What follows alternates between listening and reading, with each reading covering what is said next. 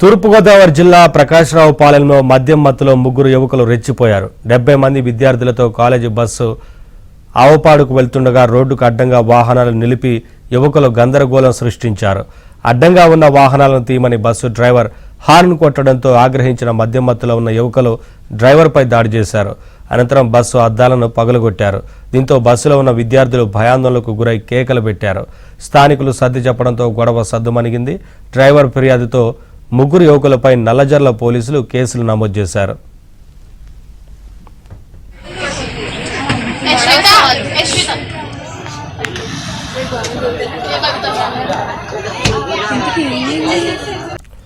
తూర్పుగోదావరి జిల్లా ప్రకాశరావు పాలెంలో మద్యం మత్తులో ముగ్గురు యువకులు రెచ్చిపోయారు. 70 మంది విద్యార్థులతో కాలేజీ బస్సు ఆవపాడుకు వెళ్తుండగా రోడ్డుకు అడ్డంగా వాహనాలు నిలిపి యువకులు గందరగోళం సృష్టించారు. అడ్డంగా ఉన్న వాహనాలను తీయమని బస్సు డ్రైవర్ హార్న్ కొట్టడంతో ఆగ్రహించిన మద్యం మత్తులో ఉన్న యువకులు డ్రైవర్పై దాడి చేశారు. అనంతరం బస్సు అద్దాలను పగలగొట్టారు. దీంతో బస్సులో ఉన్న విద్యార్థులు భయాందోళనకు గురై కేకలు పెట్టారు. స్థానికులు సర్ది చెప్పడంతో గొడవ సద్దుమణిగింది. డ్రైవర్ ఫిర్యాదుతో ముగ్గురు యువకులపై నల్లజర్ల పోలీసులు కేసులు నమోదు చేశారు.